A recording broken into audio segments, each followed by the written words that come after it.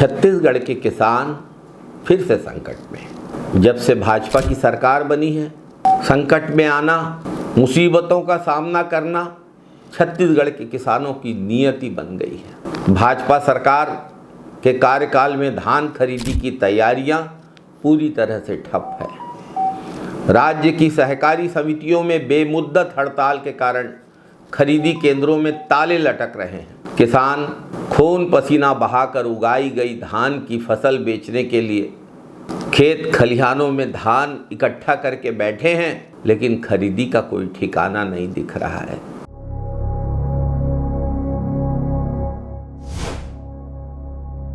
नमस्कार साथियों, मध्य प्रदेश की भाजपा सरकार ने धान खरीदी और गेहूं खरीदी से हाथ खड़े कर दिए। छत्तीसगढ़ की भाजपा सरकार भी वही स्थिति निर्मित करने की तैयारी में है। याद आता है कांग्रेस की सरकार का वो दौर, जब कांग्रेस की सरकार ने केंद्र सरकार के तमाम असहयोग के बावजूद किसानों का धान खरीदा था। चुनौतियों का सामना करके केंद्र सरकार बारदाना नहीं देती थी, केंद्र सरकार समय पे पैसा नहीं देती थी, जो राज्य का पैसा है वो नहीं देती थी ताकि धान खरीदी प्रभावित हो। छत्तीसगढ़ के ही एफसीआई गोदामों में जगह नहीं होती थी। और आज जब भाजपा की सरकार है, डबल इंजन की सरकार है, तब किसान चुनौतियों का सामना कर रहे हैं। कांग्रेस सरकार ने हर चुनौती का सामना करके धान खरीदा था, लेकिन भाजपा की डबल इंजन सरकार होने के बावजूद किसानों की धान खरीदी सवालों के दायरे में है। राज्य के सहकारी समितियों के कर्मचारी अनिश्चितकालीन हड़ताल पर चले गए। धान खरीदी की पूरी प्रक्रिया ठप हो गई है। हरूना धान की कटाई और मिंजाई तो बहुत पहले हो गई, अब तो सरना का भी नंबर लग गया है, लेकिन किसानों के पास धान रखने की कोई व्यवस्था नहीं है। किसानों का धान खुले आसमान तले पड़ा है। बारिश से, नमी से नुकसान का खतरा है।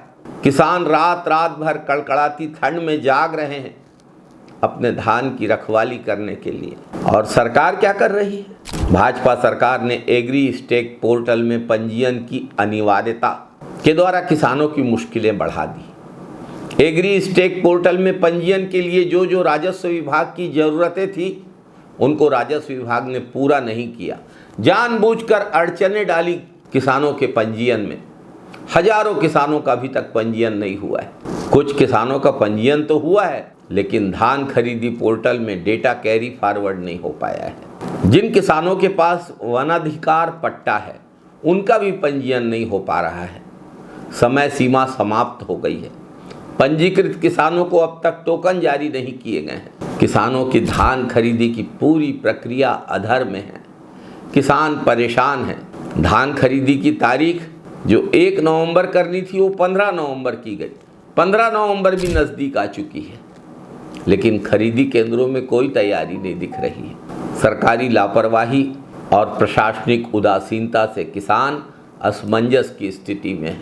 गोदामों में जगह नहीं है। पिछले साल के धान का उठाव नहीं करवा पाई ये सरकार, और ग्रामीण इलाकों में किसान अपनी फसल को बेमौसम बारिश से, नमी से या चोरों से कैसे बचाएं, समझ नहीं पा रहे हैं। रात दिन जाग कर किसान अपनी फसल की रखवाली करने को मजबूर हैं। छत्तीसगढ़ के अन्य स्थानों की तरह बलौदाबाजार के सोनाखान क्षेत्र में भी स्थिति बड़ी खराब। कई किसानों की गिरदावरी पूरे छत्तीसगढ़ में और सोनाखान में अब तक सत्यापित नहीं हुई है। कई किसानों के खातों में रकबा भी कम दर्ज हुआ है, जिससे उन्हें अपने धान को समर्थन मूल्य पर बेचने में कठिनाई होगी। 3100 रुपये की तो बात अभी करिए ही मत, और जो समर्थन मूल्य में 2 साल की वृद्धि हुई है, उसकी भी बात मत पूछिए। छत्तीसगढ़ के किसान पूछ रहे हैं, आखिर धान खरीदी की तैयारी समय पर पूरी क्यों नहीं की इस सरकार ने? सहकारी समितियों के कर्मचारी हड़ताल पर जाने को क्यों मजबूर हुए, और उनकी हड़ताल को समाप्त करने के लिए कोई कोशिश क्यों नहीं की गई? उनसे चर्चा क्यों नहीं की गई? हमने भी असली आवाज़ के माध्यम से सहकारी समितियों के कर्मचारियों की आवाज़ उठाई थी। किसानों के पंजीयन और टोकन प्रक्रिया में इतनी देर क्यों हो रही है, और ये सरकार हाथ पर हाथ धरे क्यों बैठी है? छत्तीसगढ़ का अन्नदाता किसान आज सरकार की नाकामी की कीमत चुका रहा है।